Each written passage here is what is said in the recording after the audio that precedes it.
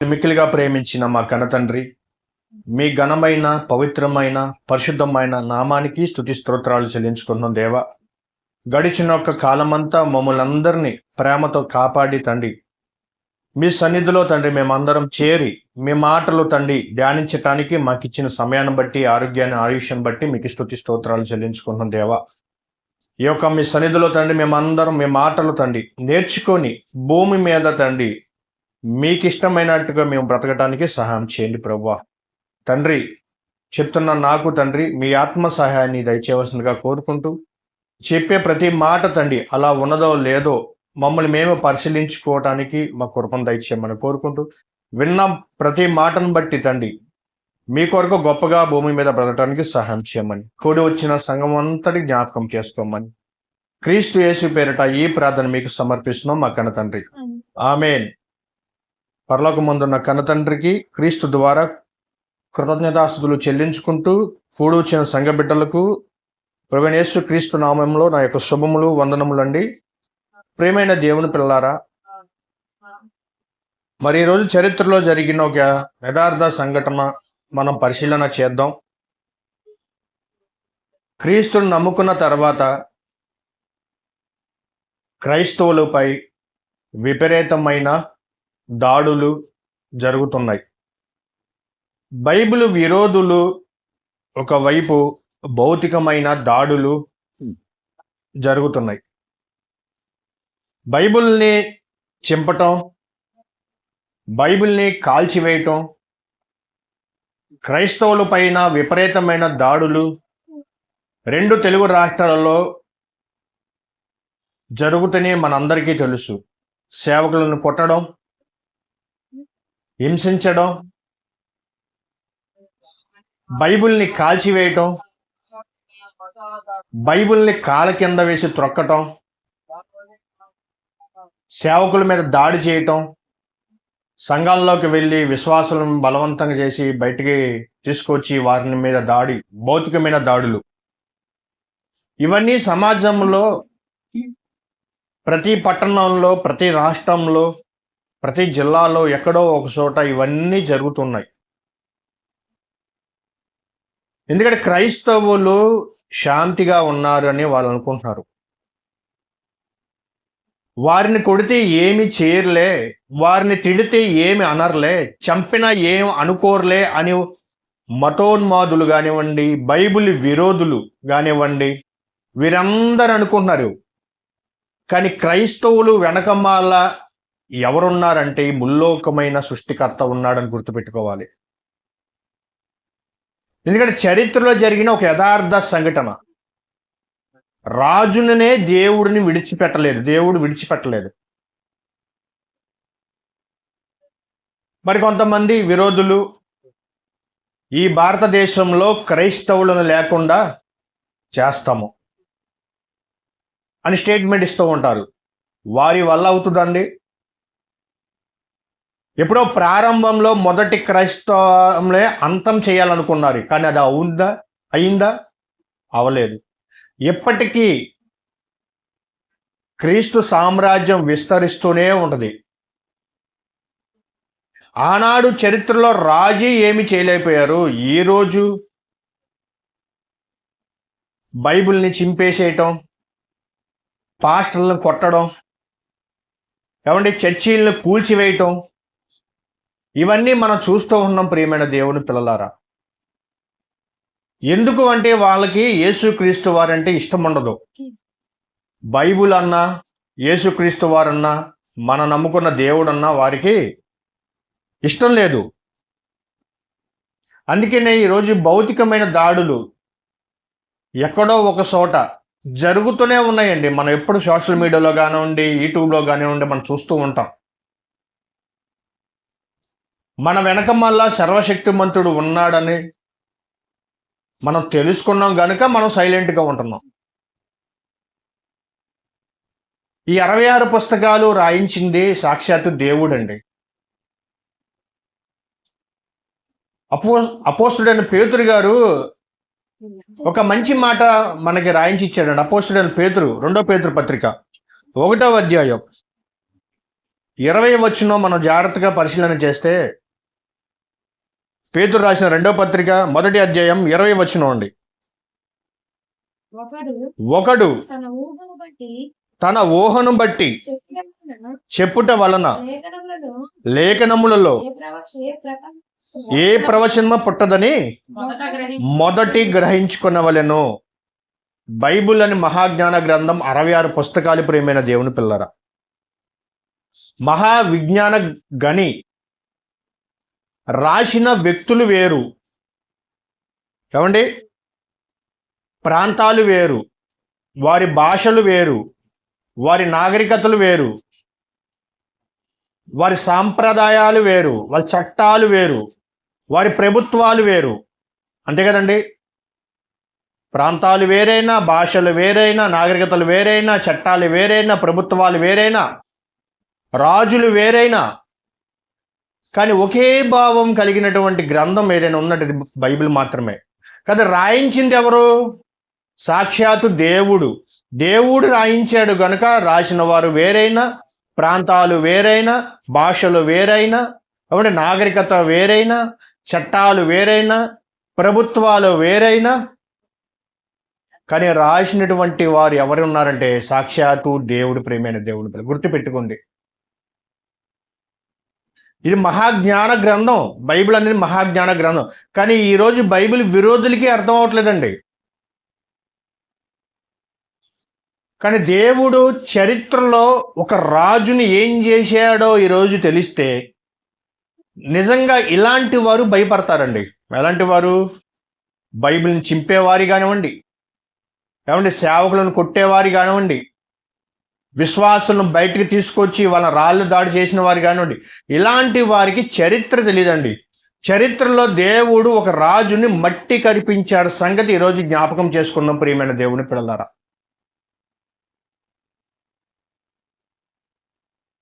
ఏమండి, ఆలోచన చేయండి. అంటే భాషలు వేరు, ఏమంటే నాగరికతలు వేరు, కానీ రాసినటువంటి వారు దేవుడు. ఏమంటే మోషే గారి ప్రస్తావన దావీదు గారు తెస్తారు, దావీదు గారి ప్రస్తావన ఇర్మియా గారు తెస్తారు, ఇర్మియా గారు చెప్పిన మాట అపోస్తులు పాటిస్తారు. చూడండి, మోషే గారు అంటే దావీదు గారికి తెలియదు. అంటే కాలాలు వేరు, సంవత్సరాలు వేరు. ఎప్పుడో మోషే గారు రాయించినటువంటి మోషే గారి మాటనే అపోస్తులు పౌలు గారు రాశారు ప్రియమైన దేవుని పిల్లలు. అంటే ఈ మహాజ్ఞాన గ్రంథాన్ని రాసింది ఎవరంటే సాక్షాత్తు పరలోకమందున్న కన్న తండ్రి. గుర్తుపెట్టుకోండి. చూద్దామండి, బైబిల్లో చరిత్రగా వెళితే ఇలా బైబిల్ని కాల్చిన ఒక రాజు కనబడతాడండి. ఆ రాజును దేవుడు ఏం చేశాడో తెలిస్తే నిజంగా వీళ్ళకి నిద్ర పట్టదండి. ఎవరికి? బైబిలు విరోధులకి, బైబిల్ అంటే పడని వారికి, సేవకులను కొట్టేవారిని, ఏమంటే సంఘాల్ని దూరం చేసేవారిని. ఇవన్నీ చరిత్రలోకి వెళితే నిజంగా వారికి నిద్ర పట్టదు ప్రేమైన దేవుని పిల్లరా. చరిత్ర తెలియదండి వీళ్ళకి. బైబిల్ విరోధులు తెలియదు. చూద్దాండి, చరిత్రలోకి వెళ్తే మరి ఆ రాజు ఎవరు మనం పరిశీలన చేస్తే ఆయన పేరే యెహోయాకీము రాజు. ఎవరండి ఆ రాజు పేరండి? యెహోయాకీము రాజు. చరిత్ర చూద్దాం ప్రియమైన దేవుని పిల్లారా. ఆ రాజు మరి అతను ఎవరు కుమారుడు అంటే యోషియా గారి కుమారుడు. యెహోయాకీము ఎవరు కుమారుండి? యోషియా కుమారుడు. ఇతను రాజు అండి. ఇది సామాన్యమైన వ్యక్తి కాదు. ఇతను ఎవరంటే రాజు. మరి రాజు అంటే ఆ చట్టాలు మార్చేశాడు. రాజు చెప్పిన మాటే వింటారండి. కానీ చరిత్రలోకి వెళితే ఈ రాజు చేసిన పనికి దేవుడు ఎలాంటి శిక్ష వేసేసాడో, ఎలాంటి పనిష్మెంట్ వేశాడో, ఎలాగ ఆ రాజును యెహోయాకీము రాజును మట్టి కరిపించాడో చరిత్రకి వెళితే మనకు అర్థమవుతుంది ప్రియమైన దేవుని పిల్లరా. ఇర్మియా గారు రాసిన గ్రంథం 36వ అధ్యాయం, ఇర్మియా రాసిన గ్రంథం 36వ అధ్యాయం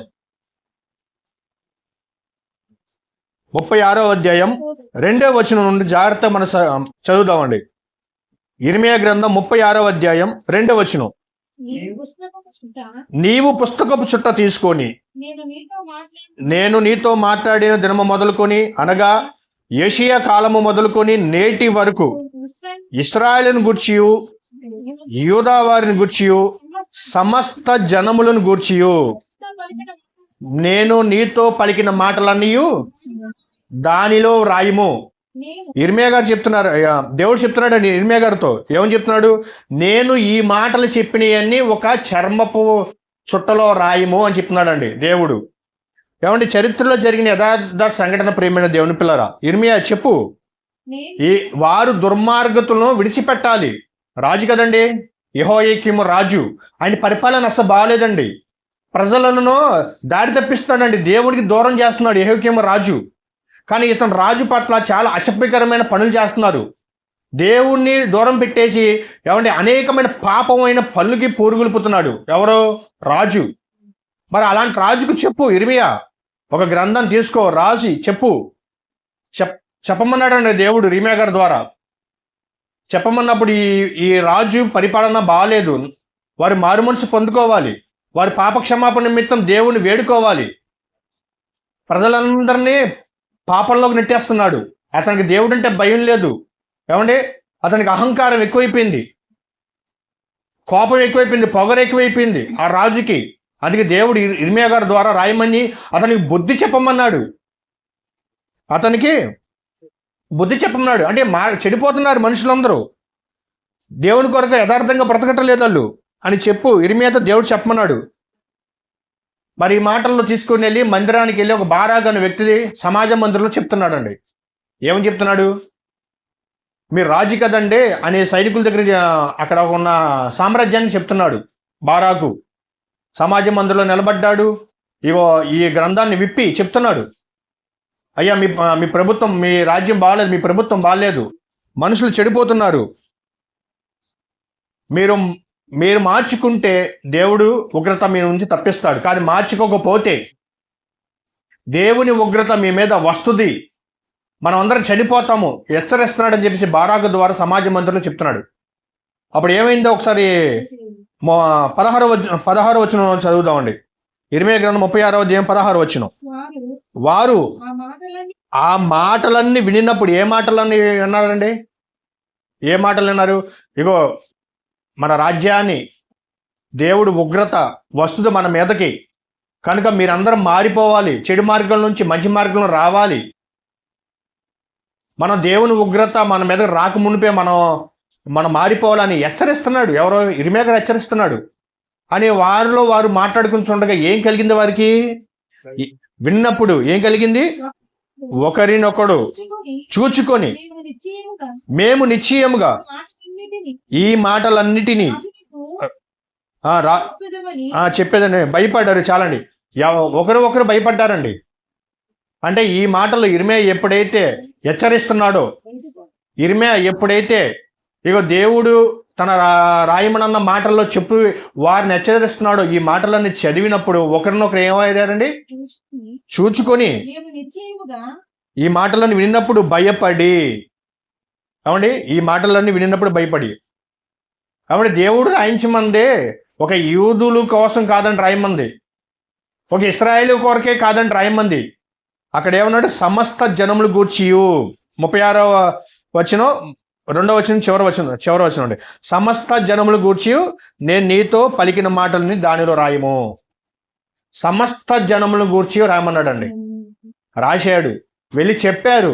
చెప్పి ఒకరు భయపడ్డారు. ప్రియమైన దేవుని పిల్లరా, భయపడి అంటే దేవుని మాట వినకపోతే భయపడాలండి.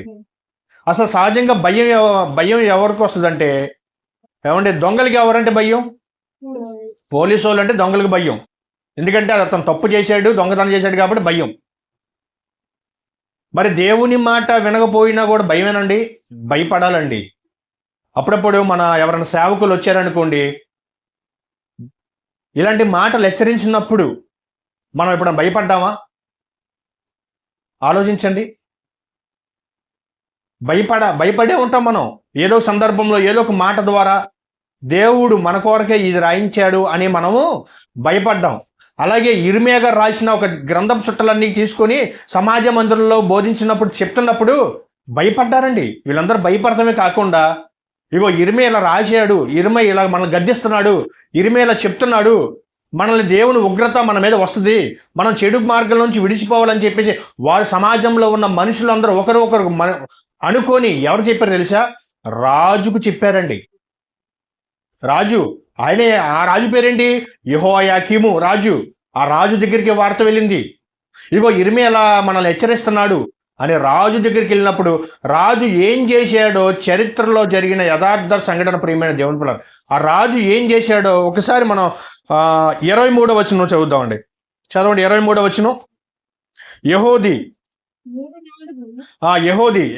అనే ఆ వ్యక్తి ఎక్కడ ఉంటాడంటే, యెహోయాకీము రాజు దగ్గర ఉన్నటువంటి వ్యక్తి యెహోది 3-4 పుటలు చదివిన తర్వాత, అంటే 3-4 పేజీలు, అంటే 3-4 పేజీలు చదివిన తర్వాత ఆ రాజు ఏం చేశాడో, రాజు చాకుతో దాని కోసి కుంపటిలో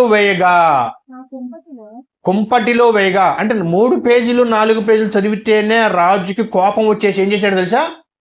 చాకుతో కోసి అంతేకాదు, కుంపటిలు వేయగా ఆ కుంపటిలో ఉన్న అగ్ని చేత అది బొత్తిగా కాలిపోయిందండి. ఎంత క్రూరుడో అర్థమవుతుంది ప్రియమైన దేవుని పిల్లరా. నిజంగా ఇతను యూదా రాజు అండి. యెహోయాకీము అంటే ఎవరు కాదండి, యూదులు పరిపాలించిన రాజు. అతని తండ్రి మంచివాడే, యోషియా. అతను మంచి పరిపాలన చేశాడు. తన గర్భాన పుట్టిన రాజు యెహోయాకీము రాజు నిజంగా చాలా నీచుడు, క్రూరుడు, ప్రియమైన దేవుని పిల్లరా. వెంటనే ఈ సమాచారం రాజుగారి దగ్గరికి తీసుకువెళ్ళారు. తీసుకెళ్ళిపోయిన తర్వాత రాజు ఇక బారాక ద్వారా చదివించినప్పుడు ఆ 4 పేజీలు చదివిన తర్వాత అతను ఏం చేశాడనండి? చాకుతో కోసేసాడండి. అంతేకాదండి, గ్రంథములు కుంపటిలో ఉన్న అగ్ని చేత కాల్చి వేసేసాడండి. అంటే మన భాషలో మాట్లాడుకోవాలంటే ఆ గ్రంథాలన్నిటినీ తగలబెట్టేసాడన్న సంగతి గుర్తుపెట్టుకోండి. ఇతను సామాన్యుని వ్యక్తి కాదండి. ఇతను ఎవరో ఒక రాజు, ఒక దేశానికి, యూదా దేశానికి రాజు. ఎవరు ఇతని పేరు? యెహోయాకీము అండి. ప్రియమైన దేవుని పిల్ల, గుర్తుపెట్టుకోండి. కానీ దేవుడు విడిచిపెడతాడండి. ఆలోచించండి. ఈరోజు చాలామంది మరి మా బైబిల్ విరోధులు మరి సేవకులను కొట్టడం, ఏమండి, మరి బైబిల్ని కాల్చడం, బైబిల్ మీద పడి వారు ఏడవడం, లేకపోతే పాస్టర్లని తరిమేయటం, వీటన్నిటికి చూస్తున్నారు కదా. వీళ్ళు ఇప్పుడు చేస్తున్నారు. కానీ చరిత్రలోనే ఒక రాజు బైబిల్ని కాల్చివేసాడు, ప్రియమైన దేవుని పిల్లరా. మరి ఆ రాజుకి ఎలాంటి పనిష్మెంట్ ఇచ్చాడు? దేవుడు ఊరుకుంటాడా? మనుషులుగా మనం ఏం చేయలేమండి. చట్టాలు ఏం చేయకపోవచ్చు, పోలీసు వాళ్ళు ఏమి చేయకపోవచ్చు, కానీ మన వెనకమాల సర్వశక్తిమంతుడైన దేవుడు ఉన్నాడు. ఆ దేవుడు డైరెక్ట్గా ఆయనే రంగంలో దిగితే ఎలా ఉంటుందో పనిష్మెంట్, ఈరోజు మనం కొద్దిగా ముందుకు వెళ్తే మనం ఆలోచన చేద్దాం, ప్రియమైన దేవుని పిల్లరా. ఇప్పుడు కాలుస్తున్నారు, వారు భయపడాలండి, దేవుడికి భయపడాలి వీరు. ఆలోచించండి. అప్పుడు ఇర్మియా దేవుడి దగ్గరికి వెళ్ళి మొరపెట్టుకున్నాడు, అయ్యా నేను గ్రంథం రాశాను, నువ్వు చెప్పినట్టుగానే నేను రాశాను, నువ్వు చెప్పినట్టుగానే ఆ గ్రంథాన్ని వాళ్ళకి ఇచ్చాను, వాళ్ళు చదివి వినిపించారు. వినిపించిన తర్వాత ఆ రాజు ఏం చేశాడంటే చాకుతో కోసేశాడు. చాకుతో కోసేయడం కాదు, మన గ్రంథాన్ని తీసుకువెళ్ళి తగలబెట్టేశాడు. నువ్వు చెప్పినట్టుగా రాశాను, కానీ వారు మారట్లేదు, ఇంకా వారు వ్యతిరేకంగా ఉన్నారు, వారు ఇంకా ఇబ్బంది పెడుతున్నారు అని ఇర్మియా గారు దేవుడికి మొరపెట్టినప్పుడు మరలా దేవుడు ఏం చెప్పాడో ఒకసారి అదే అధ్యాయం 32వ వచనం చూద్దామండి. ఇర్మియా ఇంకొక గ్రంథం తీసుకో. ఇర్మియా నువ్వు వెళ్ళి ఇంకొక గ్రంథం రాసుకో. ఆ గ్రంథం తగిలిపెట్టేశాడు కదా, ఆ గ్రంథం చింపేశాడు కదా, ఆయన చాకుతో చింపేశాడు కదా, ఇంకొక గ్రంథం తీసుకో. అయితే ఇర్మియా ఇంకొక గ్రంథం తీసుకో. వాడు నా మాట వినలేదా? నేను చెప్తున్నాను, ఇంకొక గ్రంథం తీసుకో. లేఖికుడుకు నెరియా కుమారుడైన బారాకు చేతికి అప్పగింపగా అతడు ఇర్మియా నోటి మాటలను బట్టి యూదా రాజైన యెహోయాకీము అగ్నిలో కాల్చిన గ్రంథపు మాటలన్నిటినీ వ్రాసెను. మరియు ఆ మాటలే కాక, ఇక్కడ అండర్లైన్ చేసుకోండి, ఆ మాటలే కాక అట్టివి అనేకములు అతను వాటితో కూర్చెను. అనేకములు. ఆ గ్రంథాన్ని తగిలిపెట్టేశాడు కదా రాజు. అవే కాకుండా మరికొన్ని యాడ్ చేసే, మరికొన్ని సంగతులు చెప్పు, మరికొన్ని మాటలు, మరికొన్ని గ్రంథములు లిఖితం చేసి ఇగో వెళ్ళి ఆ రాజుకు విలువు చెప్పు అని చెప్పాడు ప్రియమైన దేవుని పిల్లరా. ఆయన విన్నాడు ఏకిము? వెళ్ళలేదండి. అనేకం అతడికి కూర్చాను. అంటే ఒక గ్రంథాన్ని కాల్ చేస్తే ఇంకో గ్రంథం దేవుడు తయారు చేశాడు. ఇవాళ ఒక సేవకులు 10 మంది కొట్టారనుకోండి, 100 మంది వస్తున్నారు. 100 మందిని హింసిస్తే 1000 మంది వస్తారు. 1000 మందిని హింసిస్తే లక్షల మంది వస్తారు. లక్షల మంది హింసిస్తే కోట్ల మంది వస్తారు. వీళ్ళందరినీ నువ్వు హింసిస్తే సాక్షాత్తు దేవుడే దిగి వస్తాడు ప్రేమైన దేవుని పిల్లరా. అప్పుడప్పుడు మనం చెప్తూ ఉంటాం, ఒరే నా వెనకమాల ఒక అతను ఉన్నాడు అన్నాడు అంటా ఉంటారు. అతను చూసి భయపడతారు. కానీ మన వెనకమాల ఉంది ఈ ముల్లోక సృష్టికర్త అయిన దేవుడు, ప్రియమైన దేవుడు గుర్తుపెట్టుకోవాలి. ఎవరైతే బైబిల్ని కాల్చివేస్తున్నారో, ఎవరైతే సేవకులను కొడుతున్నారో, ఎవరైతే భాషలను హింసిస్తున్నారో, ఇబ్బంది పెడుతున్నారో, వారందరికీ చరిత్రలో జరిగిన యథార్థ సంఘటన తెలియదు కనుక మీరు అలాంటి పని చేస్తున్నారు. కానీ వారందరినీ దేవుడు మార్చుకోవాలని మీకు సమయం ఇస్తున్నాడండి. మీరు కూడా మారుతారని దేవుడు, కనతండ్రి దేవుడు దీర్ఘశాంతంతో ఎదురు చూస్తున్నాడండి. మీరు కూడా నేను సృష్టికర్తని దేవుడు తెలుసుకుంటారేమో అని దేవుడైన కనతండ్రిని ఎదురు చూస్తున్నాడండి. అందుకే ఈరోజు మీకు సమయాన్ని ఇస్తున్నాడు, మీకు గాలిని ఇస్తున్నాడు. ఎవరైతే బైబిల్ మీద విరోధులు ఉన్నారో వారందరినీ కూడా దేవుడే పోషిస్తున్నాడు అన్న సంగతి గుర్తుపెట్టుకోండి ప్రియమైన దేవుని పిల్లరా. చరిత్రలో రాజుని విడిచిపెట్టలేదు. మరి ఇలాంటి రాజుని పనిష్మెంట్ ఏమి ఇచ్చాడో మన జీవగ్రంథాలు మనం ఆలోచన చేస్తే ఏం జరిగిందో, మరి ఆ రాజుకి ఏదో ఒకటి చేయాలి కదండి. ఇర్మియా చెప్పాడు, వినలేదు. అప్పుడు బాధపడుతున్నాడు ఇర్మియా, తండ్రి నా వల్ల కావట్లేదు, కానీ మీరు చెప్పాలి, మీరు రావాలని అన్నప్పుడు దేవుడు కలగజేసుకున్నాడండి. దేవుడు కలగజేసుకుంటే ఎలా ఉంటుందో చూద్దామండి. దేవుడు కలగజేసుకుంటే అతని పరిస్థితి ఏమైపోతుందో చూడాలండి. దేవుడు రంగంలో దిగితే అతను మట్టి కల్పిస్తాడు. ఎలా మట్టి కల్పిస్తాడో అలాంటి రాజుని ఏం చేశాడో చరిత్రలో యథార్థ జరిగిన సంగతి ప్రియమైన దేవుని ఆ రాజు ఏం చేశాడు? మరి దేవుడు ఊరుకుంటాడండి? ఊరుకోడండి. తన ప్రజల్ని ఇబ్బంది పెట్టాడు, మొదటి తప్పు అయితే. రెండవ తప్పు, తన గ్రంథాల్ని చాకుతో కోసేశాడండి. ఎవరో రాజు చేసిన 2 తప్పులు. మరి 3 తప్పు ఏంటి తెలుసా? కాల్చి వేసేసాడండి. మరి ఇలాంటి కాల్చి వేసినప్పుడు దేవుడు ఊరుకుంటాడండి? గ్రంథాలను తగలబెట్టినప్పుడు దేవుడు ఊరుకుంటాడండి?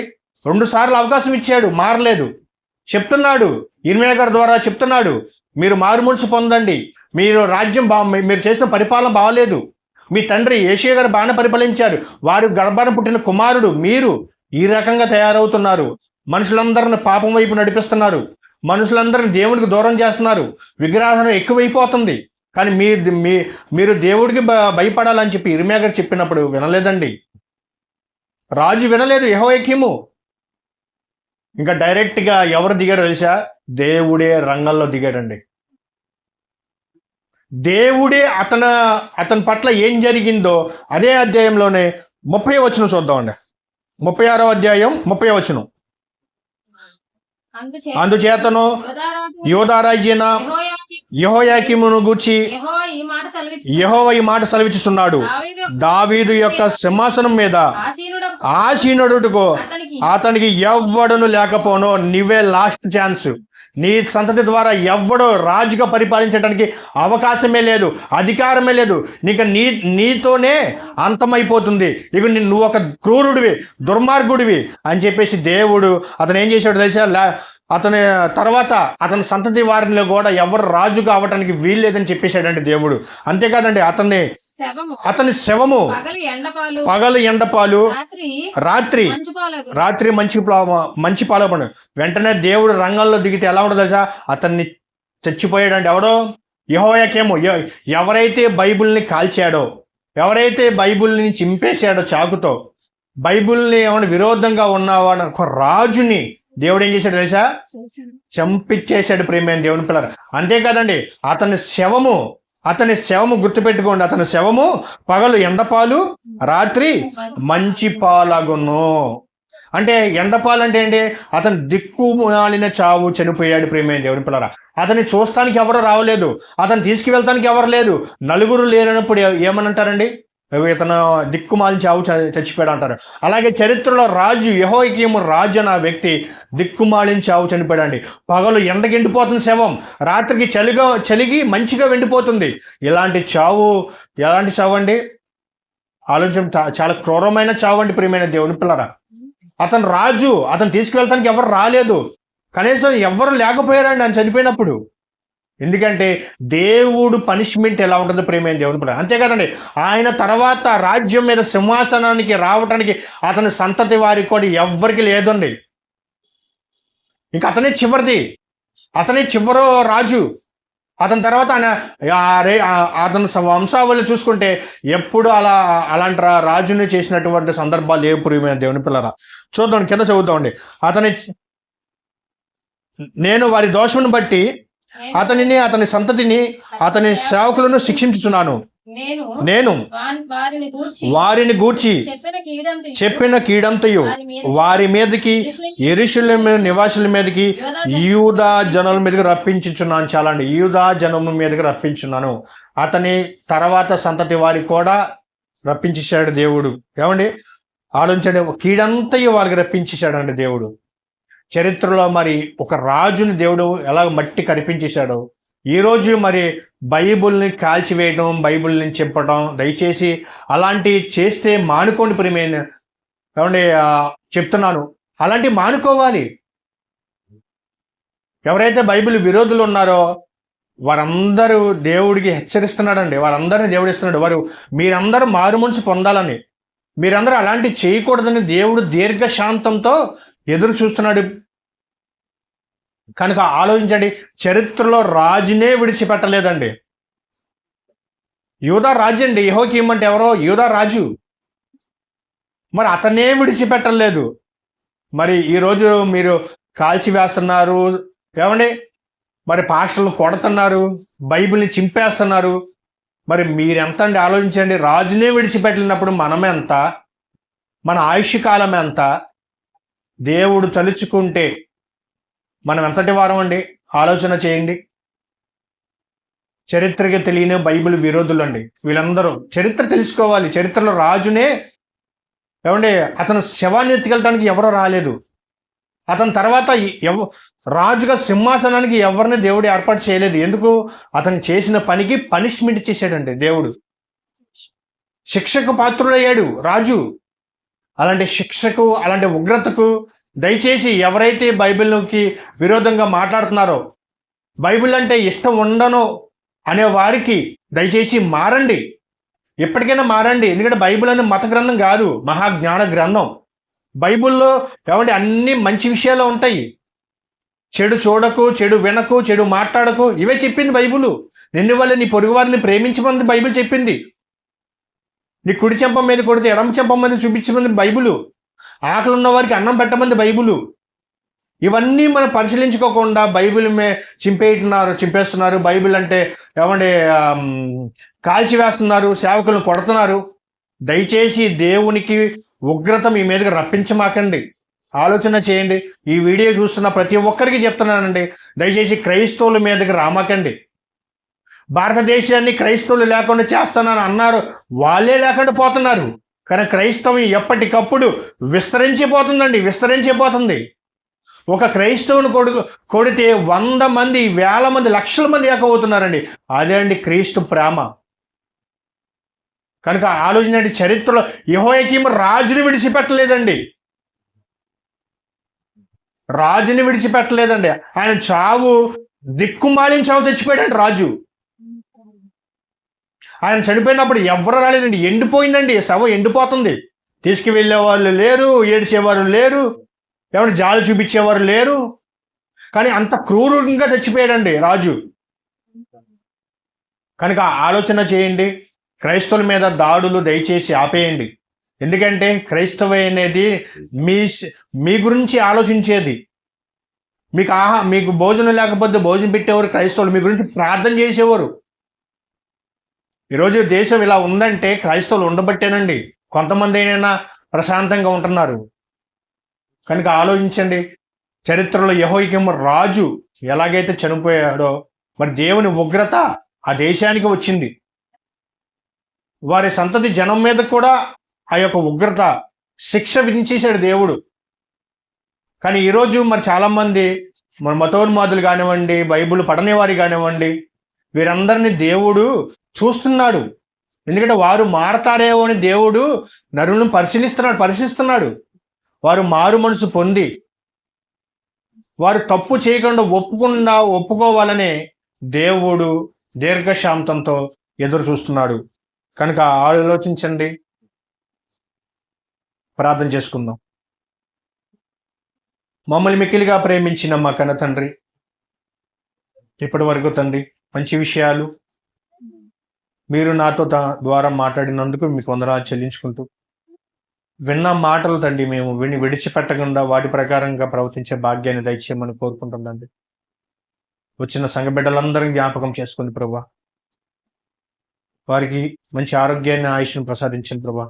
అనారోగ్యం ఉన్న బిడ్డలను బట్టి ప్రార్థిస్తున్నాం, మంచి ఆరోగ్యాన్ని దయచేయండి ప్రభా. ఎల్లప్పుడూ తండ్రి మీ పనిలో మేము అందరం ముందుకు సాగే వారికి ఉండడానికి సహాయం చేయండి. ఇలాంటి మాటలు అనేక ప్రాంతాలకు వెళ్ళి సువార్తను ప్రకటించి కొంతమందిని ఏంటంటే అగ్నిలోంచి లాగి మీకు దగ్గర చేసే భాగ్యాన్ని దయచేయమని, కూడి వచ్చిన సంఘ బిడ్డలందరినీ పేరు పేరున దీవించండి, ఆశీర్వదించమని క్రీస్తు పేరిట ఈ ప్రార్థన మీకు సమర్పిస్తున్నాం మా కన్న తండ్రి. ఆమేన్.